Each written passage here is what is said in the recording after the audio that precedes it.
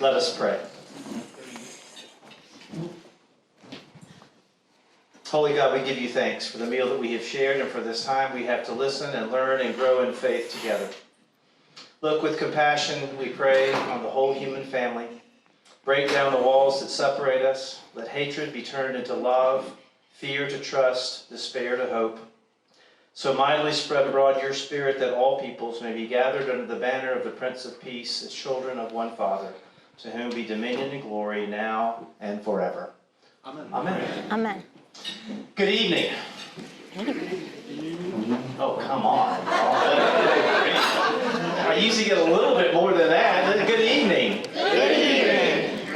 It's good to see you all. I'm glad you're here for this next segment in our Lenten offerings on sacred ground. It's a real privilege for me to be able to introduce to you Rabbi Andrea Goldstein, who has served for 25 years at Shaare, Emeth, which is just down Ladue Road, which I'm sure many of you, or maybe all of you, have driven by a number of times. She is joined tonight by her husband, Brett. Brett, welcome. We are glad that you're here and really happy that Rabbi Goldstein is with us. Rabbi Goldstein is a graduate of the Institute for Jewish Spirituality's Rabbinic Leadership Program and the Jewish Mindfulness Meditation Teachers Training Program, and she is the founder and director of the Jewish Mindfulness Center of St. Louis.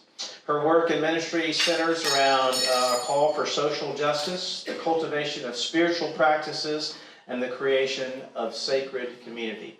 And she and Brett have 3 children, Macy, Eli, and Lila.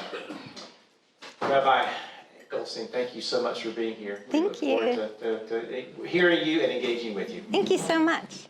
Okay. Oh, that's like, oh. I'm going to take it for a minute. Is that okay? Hi, everybody. Thank you so much for the lovely introduction and most of all for the invitation.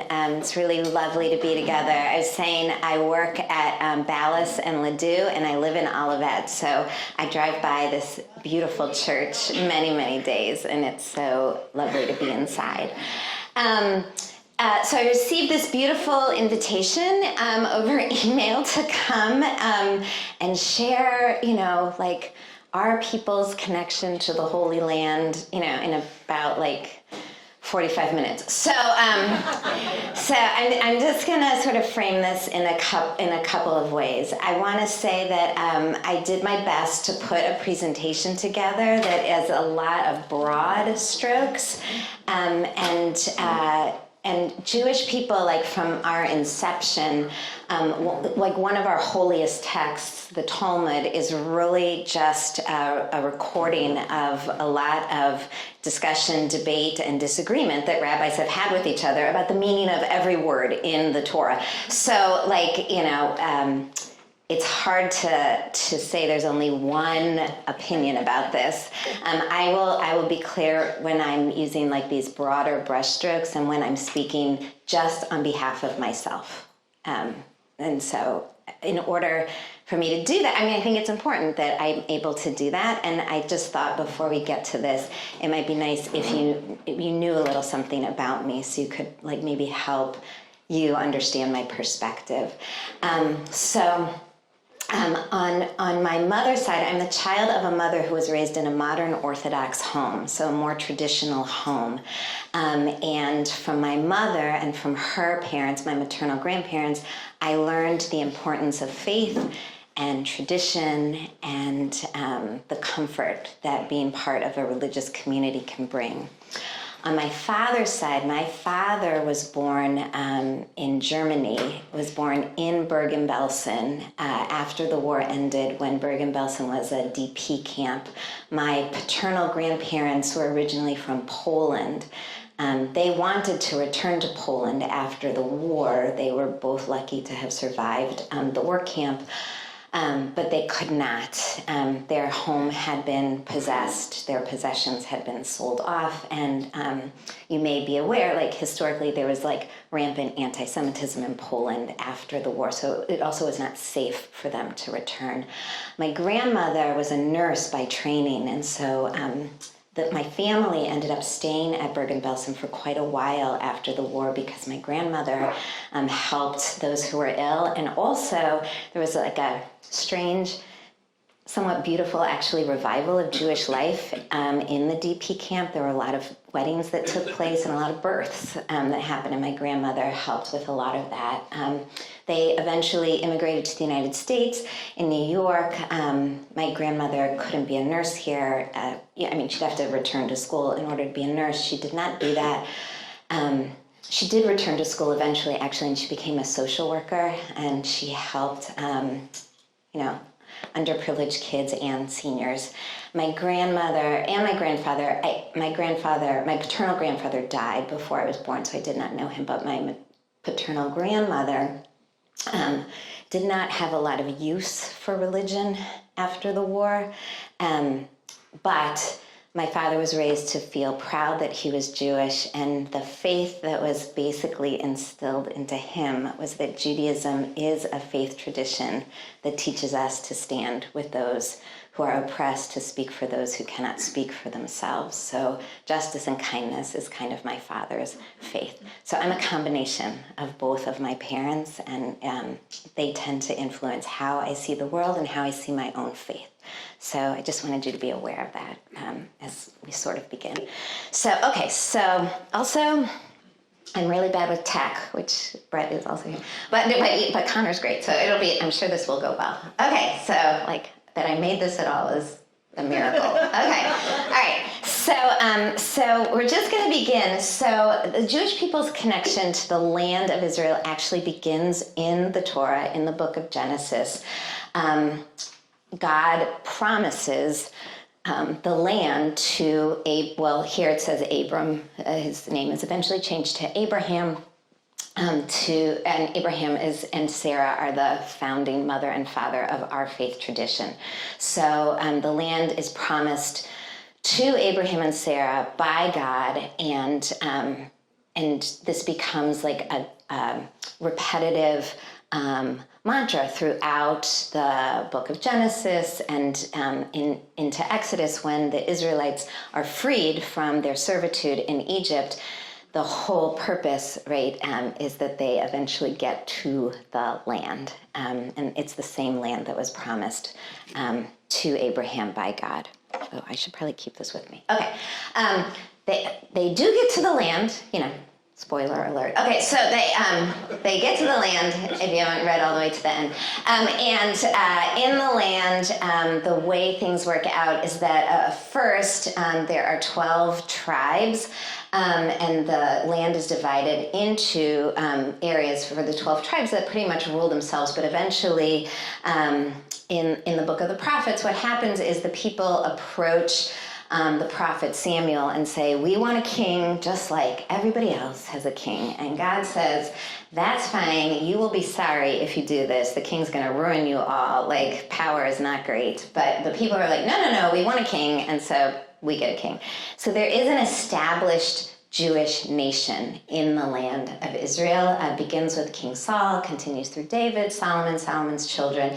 The kingdom splits, actually. But in all, the Jewish nation was active and ruling and very much a living nation in the land that today we call it Israel, Palestine, for 212 years. So we weren't just like a people where God promised us the land.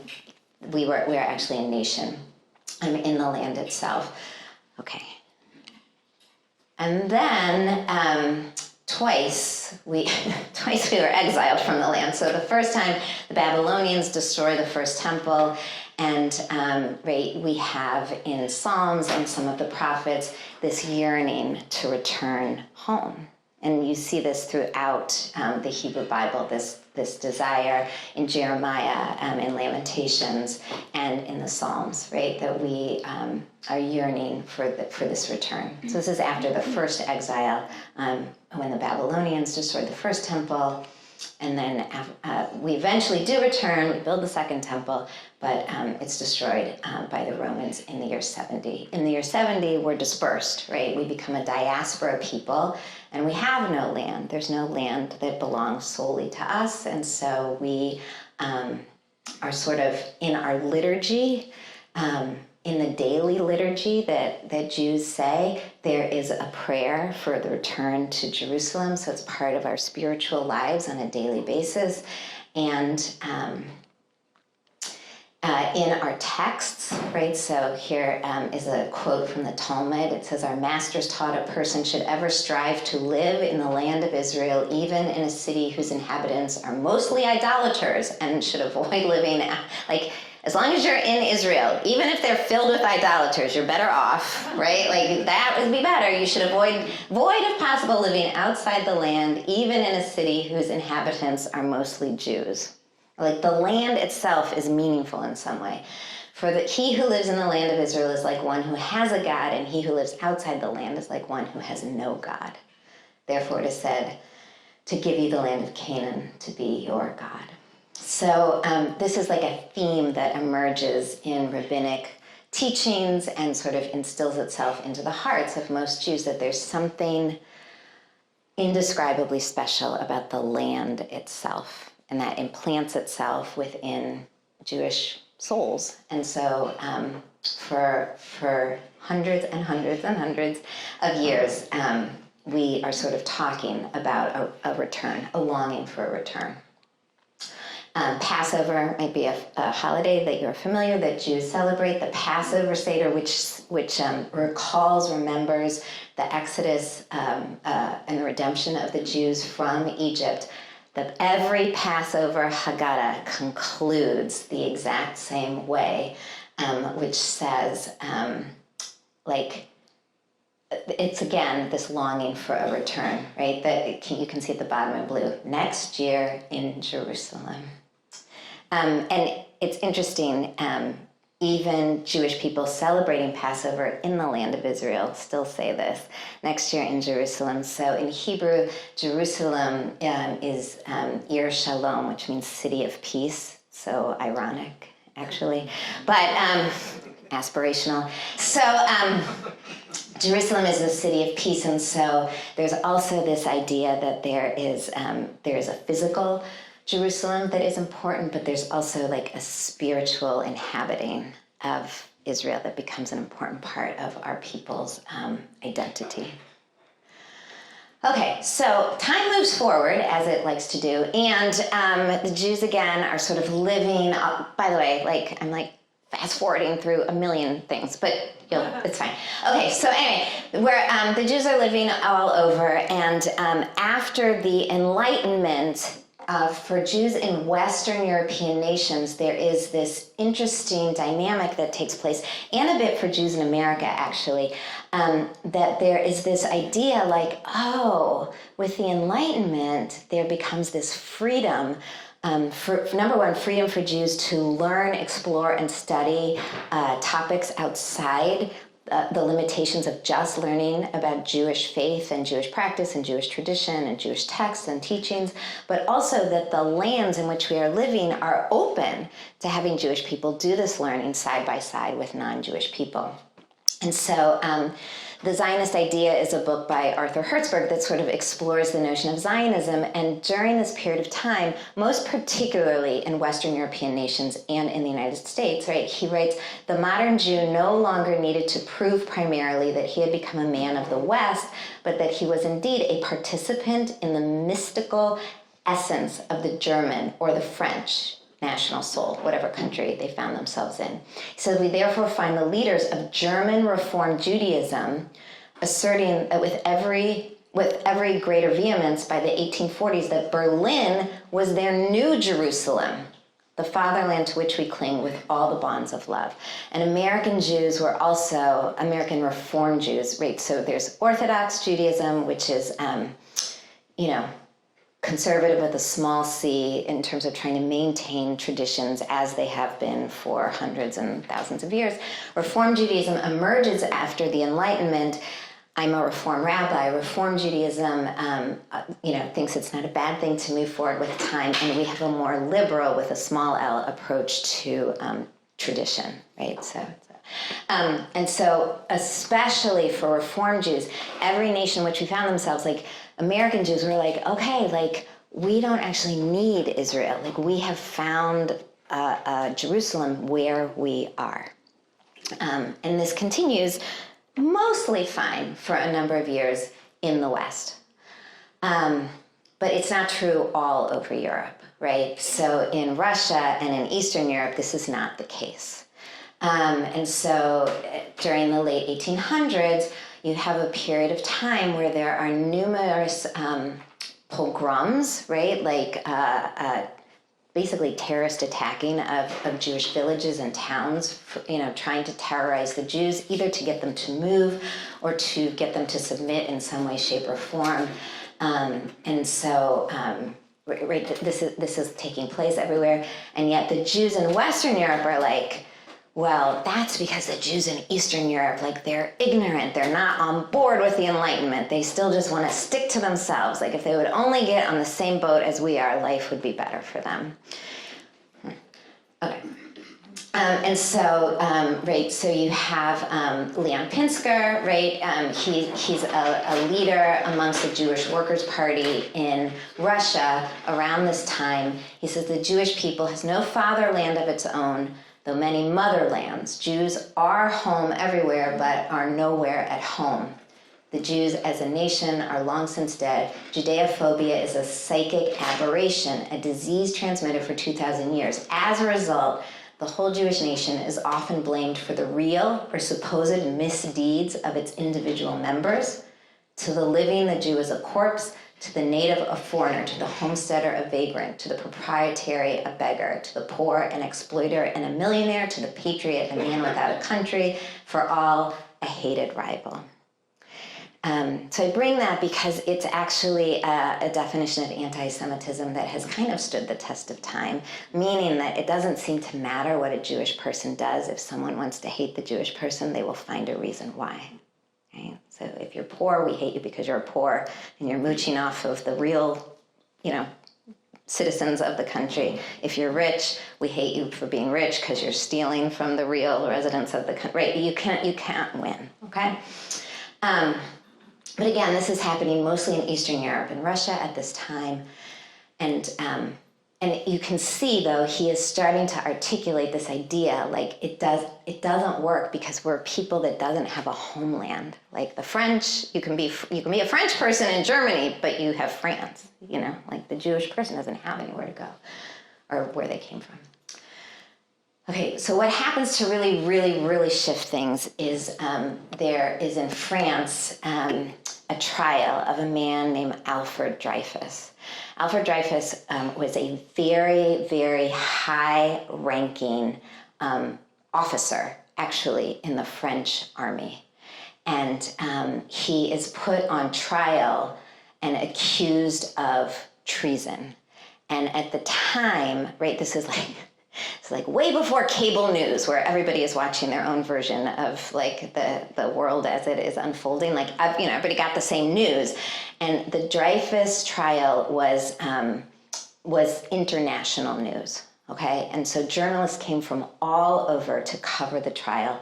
One of the journalists was a man named Theodor Herzl, who was a secular Jew living in Austria. He was proud of his secularism. He was not interested in being like a religious Jewish person at all. And he felt he was like an Austrian, right? Like he felt like, I don't need Judaism even. Like, it doesn't matter because I am this person. And so he's covering this trial, where it's very, very obvious that the evidence is pointing to another officer, not the Jewish officer. But it's the Jewish officer that is on trial. And the response in France is that all of a sudden, like, anti-Semitism bursts forth. So there's a lot of protests outside, like, get rid of all the Jews are dirty, the Jews are this, the Jews are that. And this really shakes him. It like startles him. He has to rethink everything about himself, right? Because if this can happen in enlightened France, this does not bode well for the rest of Europe. And so he actually has this epiphany. He's like, He does more in his very, very short life. You can see he only lives till the age of 44 than most people do an entire lifetime. But he returns to Austria. He does his job in writing things up. But what he also does is he writes a very small book called The Jewish State in 1896. And he publishes it, and it gets it's like before Amazon. It was, I don't know how it spread so fast, but it was all over the place, from Russia to Western Europe. This idea that Jews will only be, number one, safe, and also, number two, regarded seriously in the countries in which they find themselves if they have a land of their own. And that's how Zionism is born. Right? And very quickly they organize conferences and meetings. And by the way, there's I mentioned, Jews like to differ on things. There's at least 6 kinds of Zionism, by the way. But anyway, this was the origin of it. And he spent the rest of his time from 1896 until he died. He spent most of that time both trying to organize Jewish communities across Europe and Russia, but also really lobbying heads of states in Europe to try to convince them to give the Jewish people some land, okay? Also, I forgot to say this. I know that we take questions at the end, but you should probably just interrupt me if you have a question, because it would probably be better that way. Also, my voice just doesn't need to be that all the time. Okay, so all right, so here we are. So I basically right, he's continuing, and he's not having any luck. And then in 1903, there is another pogrom that happens in Russia. It's not clear why this pogrom, called the Kishinev pogrom, why it attracted so much worldwide attention, but it did. It wasn't the worst pogrom the Jews had ever experienced. It wasn't anything particularly unique about it, except it sort of caught on in the news. And that becomes a turning point, both for Jewish communities to start to, get more on board with this idea of Zionism, and for heads of states to start thinking oh, there might be a problem that we should address. Okay. So, so he works as hard as he can, but he dies in 1904. And other people took up the work. It's continuing through the First World War. At this time, the land of Israel is ruled by the Ottoman Empire. After the First World War, the British take over.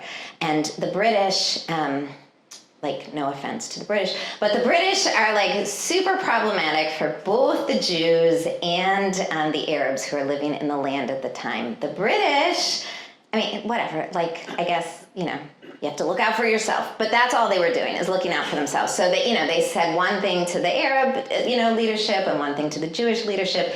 All of it was to get everyone on board to help support the British Empire and eventually to help support their efforts in World War II. So promises were made to both sides, right? And it was very difficult. And at certain points in this period of history, there's a lot of Arab violence against what they see as colonialism, completely understandably, right? And the Jewish people help the British against the Arabs. There's a short period of time where there's a lot of Jewish violence against the British. The Arabs help the British against it, right? So there were also fueling animosity to one another, which is not great. Okay, so what happens is, here's my thing. Okay, so what happens is there is a rise in Palestinian nationalism also during this time, right between 1904 and World War II, which again is completely understandable because a lot more Jews are coming into Palestine. The land is called Palestine at this time, are coming into Palestine at this time, and the Arabs are what is happening?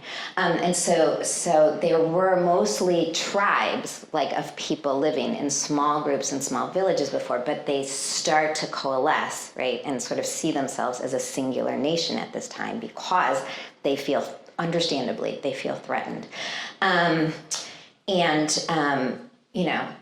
the Arabs at one point are trying to collaborate a little bit with the Nazis. Everybody's trying to get a leg up, basically. So, and including the Jews. Everybody's trying to do their best. What happens though is Britain is like they're pulling their hair out because they don't know what to do. They can't. It's starting to feel like an intractable problem, and they don't know what to do. So after the war ends, Britain is like, we are getting out, and hello, like newly formed United Nations, we have a great job. Like for your first big thing we'd like you to take on is this, because we would like to exit the scene. And after doing some studying, the United Nations concludes that the least horrible of all the horrible plans is this. That the UN comes up with a partition plan. They're going to divide the landform that was known as Palestine into two different nations. This might be a little hard to see, but basically, and it's like ridiculous. Like what country is shaped like? But I mean, what is that, right? Or shaped like, I don't know. The whole thing is like, but that's what they decide, in large part based upon where the populations are living at that time. And you can see that Jerusalem is an international city in this plan, right? And nobody likes this plan. Nobody likes it. The Jews are given about 55% of the territory. The Arabs are given about 45% of the territory. The Jews are mostly inheriting the swamplands of the north and the desert of the south. It's not like there's not oil in Israel, so there's not any like great like economic land. But so the Jews don't love that so much, and the Arabs, understandably, felt like the whole thing used to be theirs, and now they're only getting 45%. So this is the plan that's presented. At the end of the day, Jewish leadership, there's a lot of disagreement and discussion, but at the end of the day, Jewish leadership says, we'll take it. We'll take it. Yeah. So what was the consensus around, 'cause the way I see it is like the Jewish individuals, they're not even close to Jerusalem. And you know, in your prayers you're like, next year in Jerusalem, next year in Jerusalem, and you're given this state, but you're not near Jerusalem. So what was the sentiment? The thing that I didn't say explicitly is, you know, this is 1948. This is after the end of the Second World War. All the aspirations about that are put on the back burner because the priority is to get Jews who have been harmed, who are not safe, who have nowhere to go, to a place where they can be safe. That becomes the top priority for the Jewish community. And that's why there were arguments, right? Because it didn't have to be, but because there are these other things that you're bringing up to think about. But that's what tips the scales, and that becomes what's most important. Because, right, immigration for Jews is restricted. It gets better right after the war, but in large part, a lot of Jews died in the Holocaust because other nations wouldn't let them. The final solution was it wasn't the first solution. The first solution was they wanted them out, but no nations would take the Jews at that time, or take very few numbers of them. Okay, so this is what happens. So the Jews finally are like, okay, we'll do it. And the Arabs, there's not consensus among the Arabs, and they don't come to consensus. They just say, no, it's not good enough for us, and we're not going to accept it. In 1948, in May 14th, Israel declared, the UN votes, right, that Israel can become a state, and our independence is declared. And I just wanted to show you this. So there's not a constitution in Israel, but there is a Declaration of Independence. And I just thought it was important it's also important for me to see this too. This is not the whole of it, but this is the bulk of it. The state of Israel will be open to the immigration of Jews from all countries of their dispersion, will promote the development of the country for the benefit of all its inhabitants, will be based on the precepts of liberty, justice, and peace taught by the Hebrew prophets, will uphold the full social and political equality of all its citizens without distinction of race, creed, or sex, will guarantee full freedom of conscience, worship, education, and culture, will safeguard the sanctity and inviolability of the shrines and holy places of all religions, and will dedicate itself to the principles of the Charter of the United Nations. In the midst of wanton aggression, we yet call upon the Arab inhabitants of the State of Israel to return to the ways of peace and play their part in the development of the state with full and equal citizenship and due representation in its bodies and institutions, provisional or permanent. We offer peace and unity to all neighboring states and their peoples and invite them to cooperate with the independent Jewish nation for the common good of all. Now, this is not actually playing out in practice currently in the land, which is heartbreaking. But this was the aspiration at the start. This is the land that makes me proud, of a Jewish state.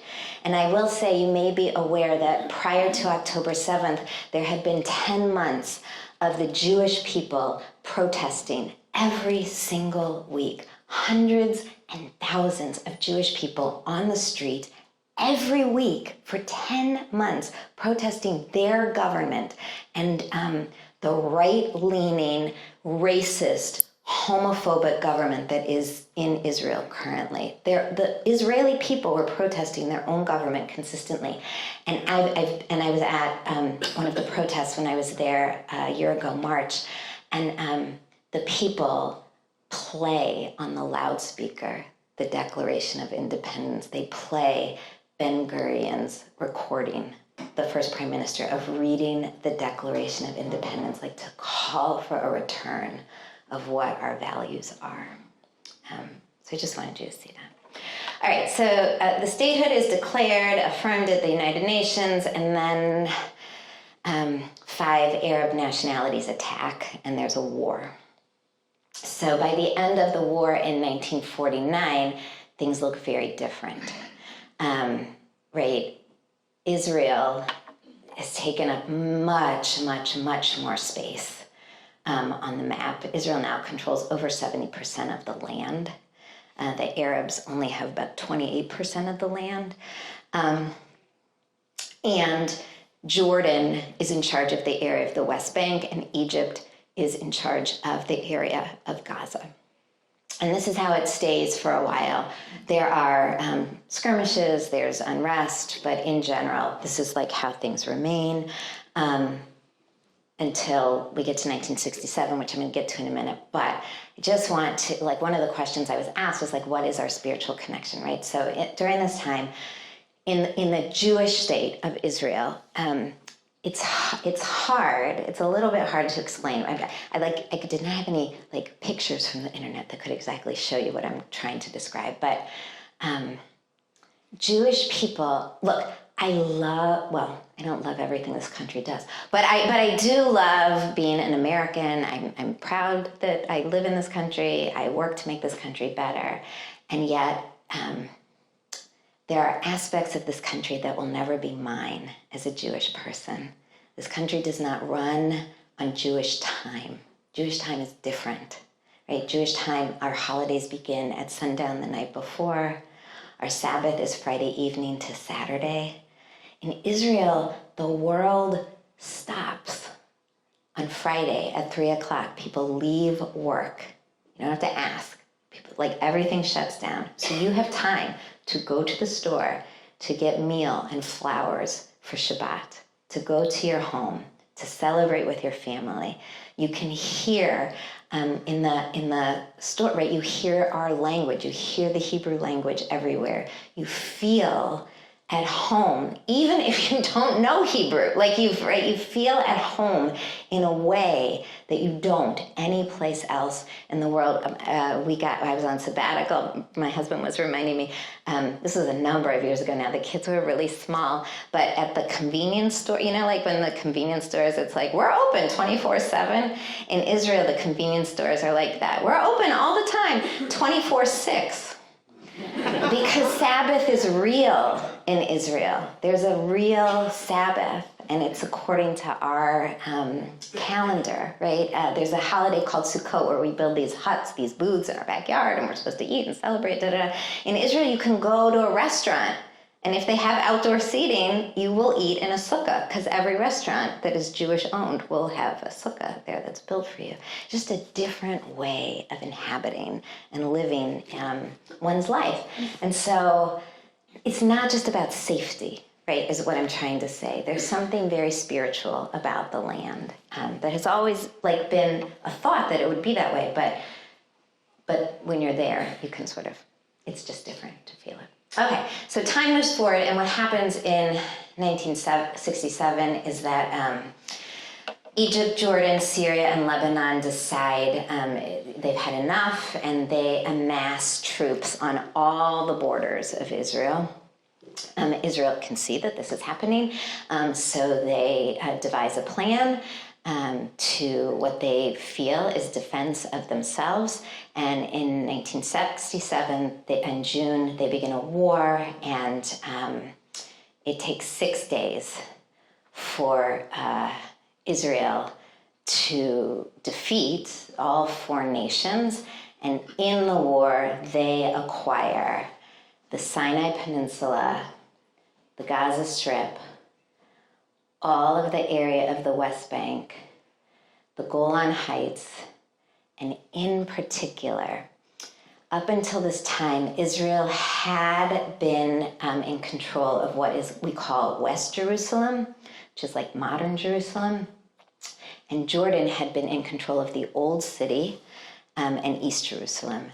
The Old City is where the holiest site for the Jewish people, the Western Wall, right, the only remnant of the Second Temple remains. And while Jordan held the Old City, they refused to allow any Jewish person there to visit the holy site. They refused entry into the area in front of the Western Wall to any Jewish person. I mean, any Israeli person, I guess I should say.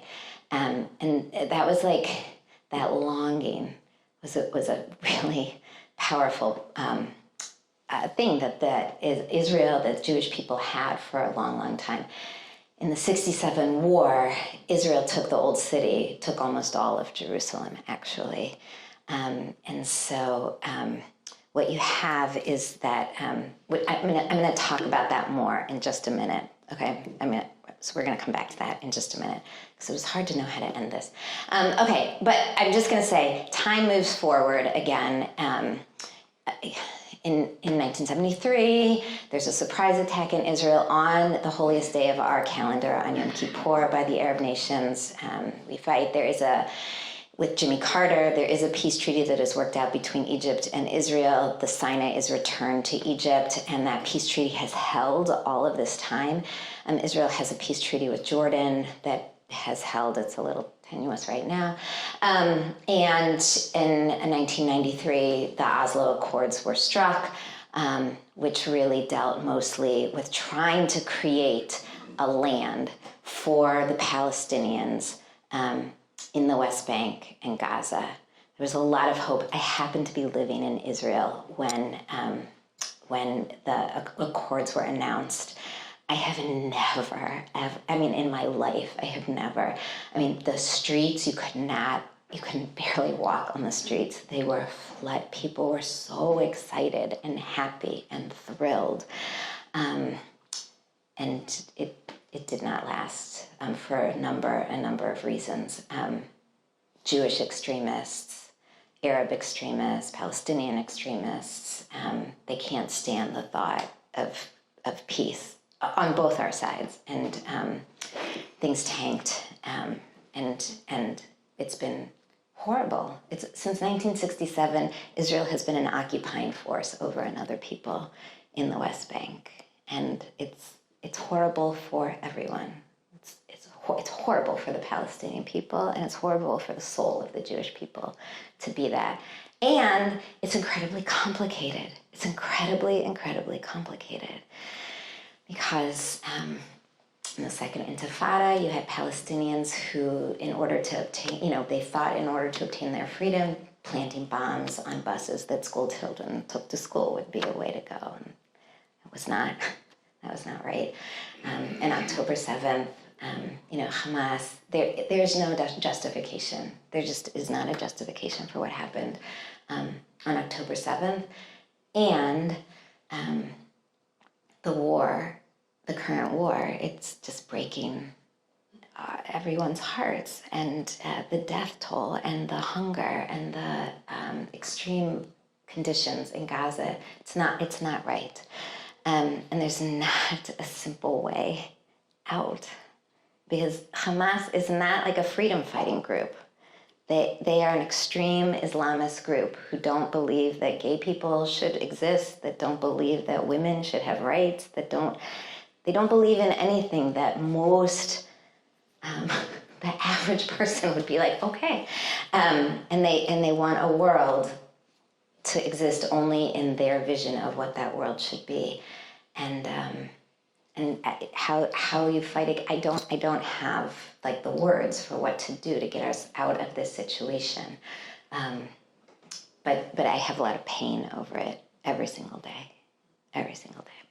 So I just want to, I didn't know how to end this. So I just want to say, okay, so this is a very, very famous picture of the soldiers who are actually able, these young men are the first ones who are able to be at the Western Wall after, hundreds of years of being denied a connection to that holy space.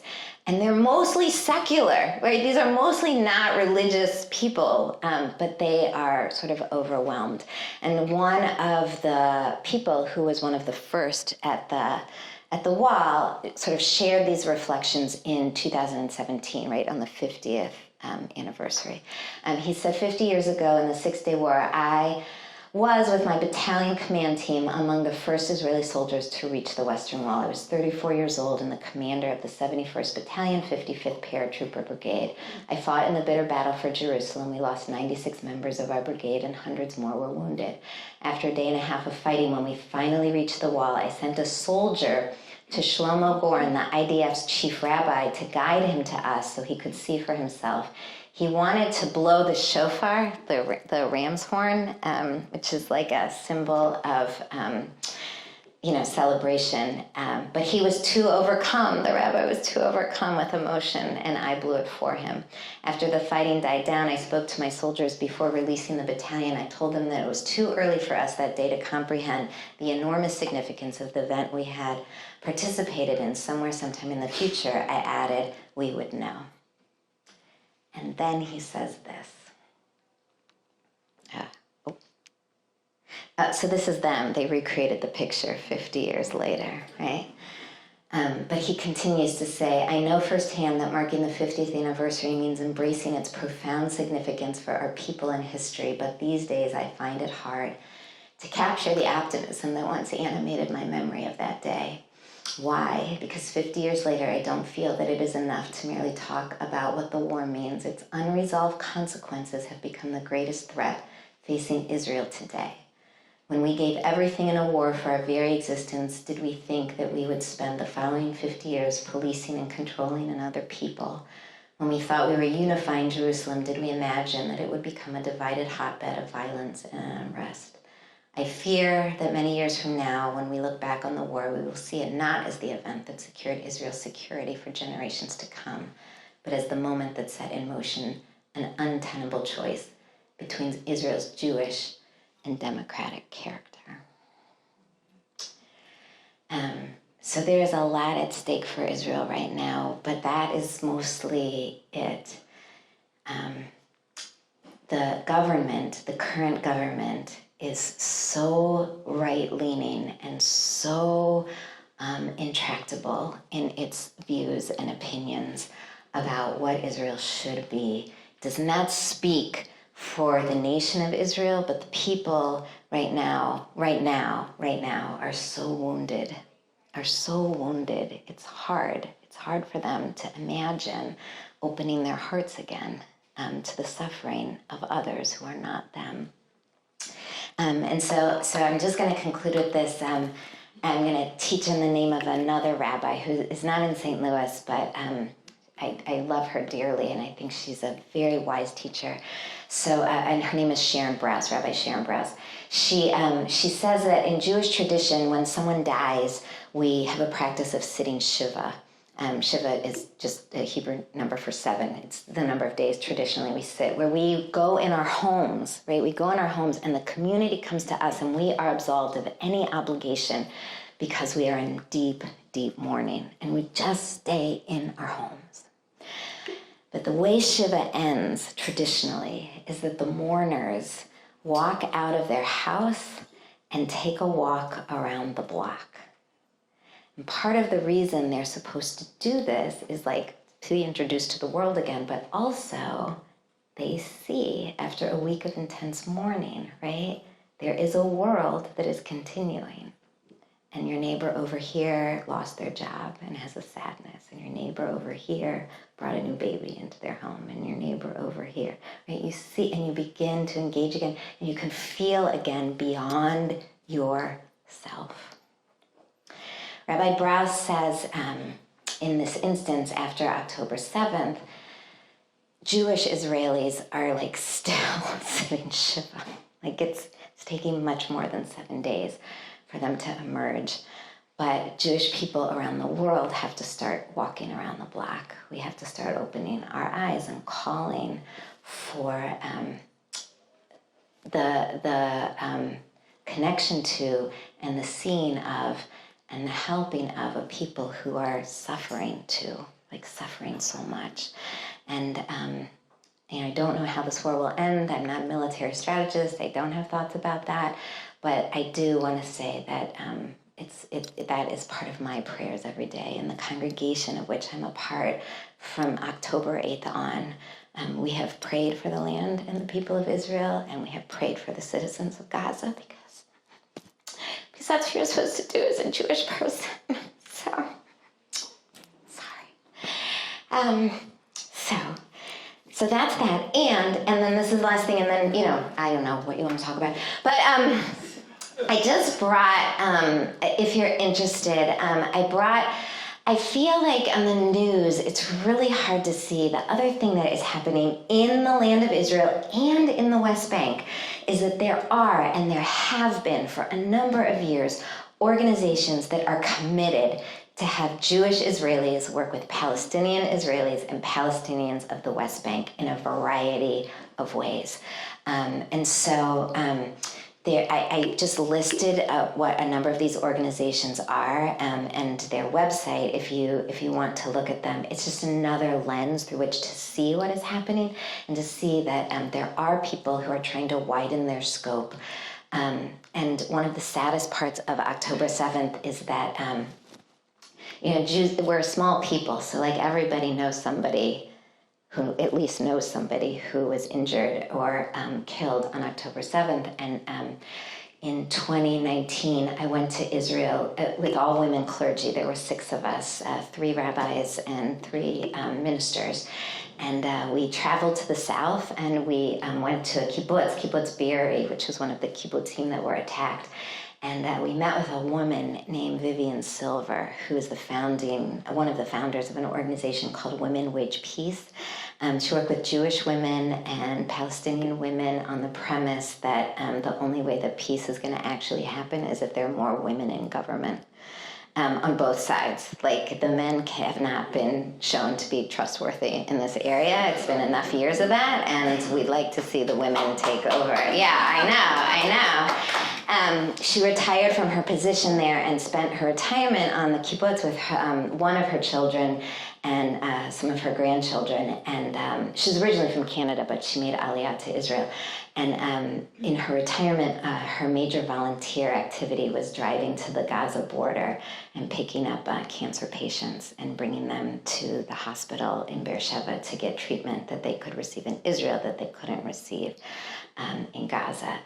And so sadly, the terrorists burned her house to the ground with her inside of it. And she died. At first, she was thought to be one of the hostages, actually, because they couldn't find her. But about a month after October 7th, they discovered her remains. And so like the destruction, they're like ripples of the destruction that keep going and keep going. But the people of Women Wage Peace are refusing to let those events determine their future. And those are the organizations that I support. Those are the organizations I believe we need to support, because we have to start turning the tide. Because it's a small piece of land, and there are two people, and both of them, in my opinion, both of them belong there, and the safety of each group rests on the freedom of the other. So that's it. So thanks.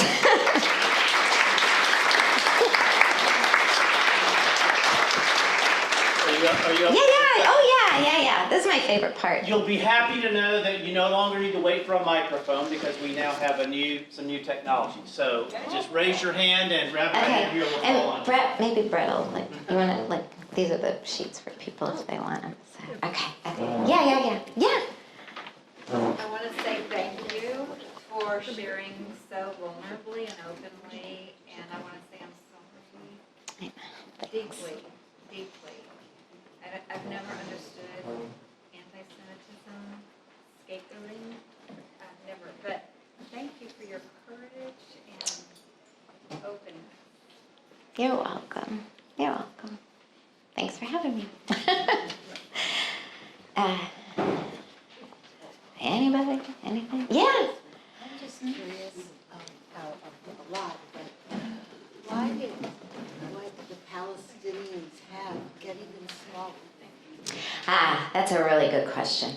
Okay, so Andrea, would you yeah. Well, let me actually, I'll clarify. Do you mean after the war, or currently, what's going on? Well, it just seems so small. It seemed like Israel got bigger and bigger, and Yeah, right. So the question is, why did the Palestinian, the mass of their land, why did it continue to get smaller and smaller? And so just a couple of things. I will say there are Palestinian citizens of Israel. Palestinians live in Israel. They are citizens in Israel. They have political parties in Israel. They vote in Israel. They live mostly segregated. It is not necessarily unlike St. Louis, where we live segregated lives along color lines, right? And the lighter skinned people tend to have more advantages than the darker skinned people, and it's very, very similar in Israel. But what happened is that, first of all, in the war after 1948, some of Israel's leadership decided to take the, what do you say, like something terrible can always be turned into an opportunity, right? So Israel, the newly formed Israel, was attacked by 5 nation states, and historically, neither one of them were that well armed and really knew what they were doing. But Israel ended up winning more of the land, and they did expel. Israel did expel a large number of Palestinians, which is why in the Palestinian history, that day is referred to as the Nakba, the catastrophe, right? Because they were pushed out of their homes, and then in a lot of cases, Israel then destroyed their home, right? Everything I just told you about that happened to my grandparents in Poland, Israel turned around and did to the Palestinians. So that was the first piece of it. The second piece is that the way things worked out after the 1967 war is that the Golan Heights, nobody was actually really living there. Syria used the Golan Heights as it was strategically advantageous because it was in the heights and you could bomb pretty easily the valley below. So Israel has kept the Golan Heights but not built settlements on the Golan Heights, right? They just keep it for strategic purposes. But what happened was, and again, I'm not a total expert on this, but once they had territory after 1967, which included all of the West Bank and the Sinai, one of the ways to create security is to populate those areas, right? And so, there were settlement housing built in the Sinai Peninsula as a way, right? Because as a way of, protecting and defending the nation. Now, when the peace treaty happened, Israel forcibly expelled their own people from those settlements so that all the land could return to Egypt. In the West Bank, what happened is that there were also settlements that were built in the West Bank after 67. When Oslo happened, there was not an idea of like, do what you did in the Sinai and get everybody out of there, which I don't know. But again, I'm not strategic, so I was like, I don't know, that sounded good to me. But I will say this, in the area of the West Bank, there are a number of Jewish religious sites that are precious to the Jewish people that include the tomb of Rachel, the matriarch Rachel, and the cave of Machpelah, where supposedly Abraham, Sarah, Isaac, like where they're all buried. Now that happens to also be a holy site for Muslims, because the other thing about Israel is like, because it's so many people have been in the land, there's like, you know, like this layer was holy to this person, and this layer was holy to this person. The cave of Machpelah right now is in the city of Hebron, and the cave, interestingly enough, is divided in half. And the Muslims get one half, and the Jews get another half, except there are 6 days a year where the whole site the Muslims get, and there are 6 days a year where the whole site the Jews get. I mean, whatever. It's like, I would give it up in a heartbeat, but nobody asked me. That's why more women need to be in power, but in my opinion, part of the sticking point, there are a couple of sticking points in trying to negotiate peace. Some of them are what to do with Jerusalem, because a lot of the Palestinians would like Jerusalem as their capital as well. Another big one is what the Palestinians refer to as the right of return. They want to be able to go back to houses that, frankly, aren't there anymore, because they remember them, you know. And but the biggest one is the settlements, and I'll just be like totally frank. So the settlements are mostly populated by Orthodox Jewish people, some of them who are extremists. This government, Netanyahu's government, has freely armed those people, like let them be vigilantes in the land, let them terrorize Palestinian people, let them steal land from Palestinian people. And so even the West Bank is shrinking. Right, like there's like nothing left. Like, how can you have a country when like it's so? It feels after October 7th. It feels two things at the same time. It feels like there is no alternative except for two peoples to have two states, and it also feels like there's no way that will happen. Like, how will that happen? So, and it's very threatening to Jews to think of having one state, because. Like the reason that it's a Jewish state is that and democratic is that Jews maintain the majority. So it feels very threatening to like a Jewish way of life to think of just one state with both peoples living there, when the Palestinians can become the majority and then it won't be a Jewish state anymore. So, yeah. So the one state thing, I've heard that recently, and it seems like should be possible. I understand it. I understand it, like, rationally, like, why can't we all just live there together? But I'll say two things. The two peoples have not proved that they can even live in two separate places next to each other and get along, so I'm not totally sure, like, why one state altogether seems like it will be any better. But again, at least from a Jewish perspective, it's seen very much as threatening a Jewish way of life. Like, Jews have plenty of places, so far, please God, let it be that way, where we can live. You know, I can be Jewish in America, but there's no other place other than Israel for Jews to have what I was trying to describe earlier, which is a Jewish land that is Jewish. So are there leaders that you see that are helping us move in the place to a good place. I mean, there seems to be a vacuum of people that really have the gravitas to impact this. Yes, I would say, I mean, again, now I am only speaking for Andrea Goldstein, so you cannot say like, oh, the Jews think that, because I'm telling you, there are not many Jews that are going to say this, but this is what I think. I think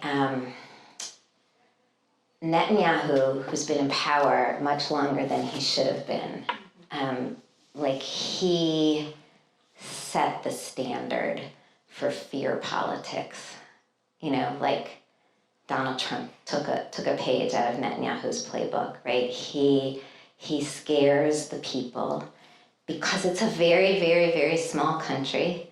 There have been many violent incidences, and everybody's kid serves in the military, right? And so there's like this, it's very personal there. It's incredibly personal to every citizen. And so Netanyahu's done a really good job of scaring the Israeli public, and especially like the younger generation. There's a lot of, I mean, I'd like to say, I don't know it for a fact, but I'd like to say there's a lot of misconception about, you know, that both sides have about the other side. Understandable misconceptions, by the way, but still misconceptions. And currently, unfortunately, there is no great leadership in either camp, right? Because Netanyahu has weakened the Palestinian Authority.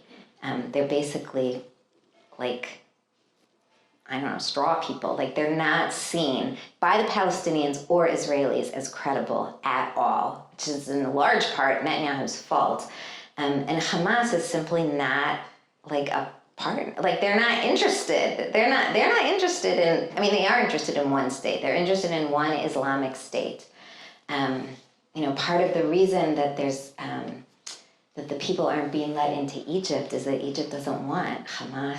You know, Egypt got Hamas is a offspring of the Islamic Brotherhood that Egypt spent a long time rooting out of their own country. They don't want them back in their nation, and so there's like nobody right now. Like there could not be a worse prime minister in Israel for this moment than the one we have right now. Again, my opinion. I mean, shared by a few other people, but which is horribly unfortunate on so many fronts, but there's not anybody great with the Palestinians either. Most people, in what I've read and what most people say, is that to achieve any sort of semi-lasting peace, all of the Arab nations, well, many of the Arab nations who are willing are going to have to figure this out. It's going to have to be looked at as a regional issue and not as an issue between these two people, and because that will lend some credibility. And, you know, the Palestinians are, in the meantime, are suffering. So, yeah. Yeah, that was like a very depressing way to end, wasn't it?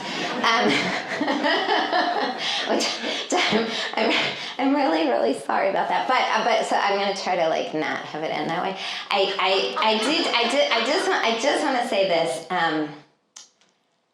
Interestingly, Israel's national anthem is called Hatikva, which in Hebrew means the hope. It is an unwritten Jewish commandment that we are forbidden to lose hope. We have been in terrible places. Our people have been in terrible places and situations before, and we have come to some resolution in some different ways. And so I just want to say, as despairing as it all feels and sounds, it is incumbent upon us to do, I would say, two things. Number one, please, if somebody tries to tell you that this is really simple, if only someone would do X or Y or Z, please don't believe them. Anybody who tells you this is simple, that's propaganda. That's not trying to discern truth. And the second thing is, please don't lose hope that tomorrow is a better day. I like to say, our Messiah has yet to come, which means for Jews, the better day is always ahead, no matter how dark today feels. So please, be partners with us in that. And thank you so much.